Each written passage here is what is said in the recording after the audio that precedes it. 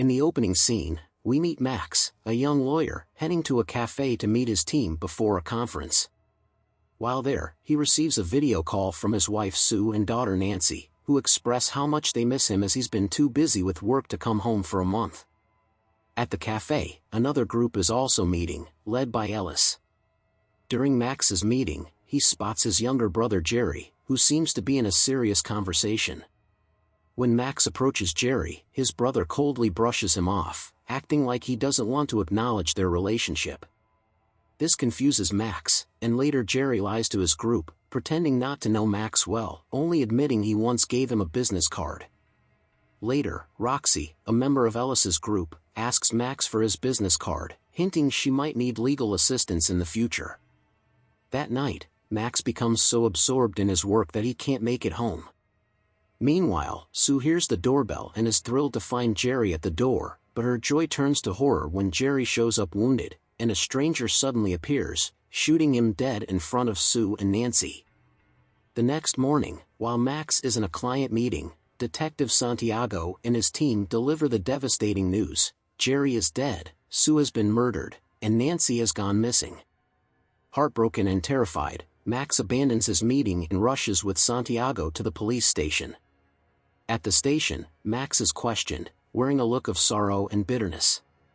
The police haven't yet identified the killers, but Santiago, moved by Max's situation, promises to help him track down the culprits.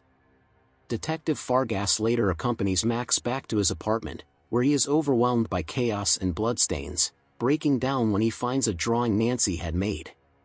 Suddenly, one of the killers, Dio, appears and orders Max to remain silent.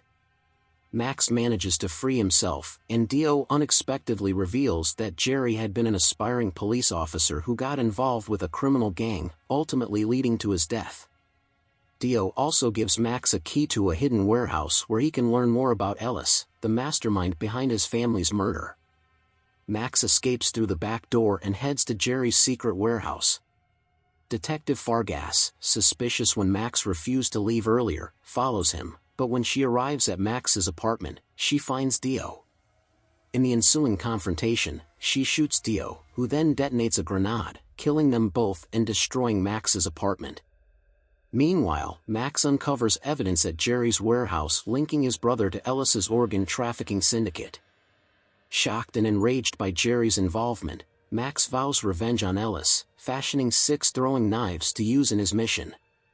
Ellis, meanwhile, is running his organ trafficking operation, ordering his men to kidnap more children for organ harvesting, even though they've already taken Max's daughter. Ellis, furious that Jerry had hidden money from him, kills one of his men in a fit of rage. Max soon begins targeting Ellis's gang, ambushing and killing 2 henchmen with his knives and a machete. Frustrated by the lack of progress in finding Jerry's money, Ellis grows increasingly violent. When Max confronts Ellis at his headquarters, demanding information about Nancy's whereabouts, Ellis refuses, and Max is ambushed by one of his henchmen. Max is tortured but endures the pain.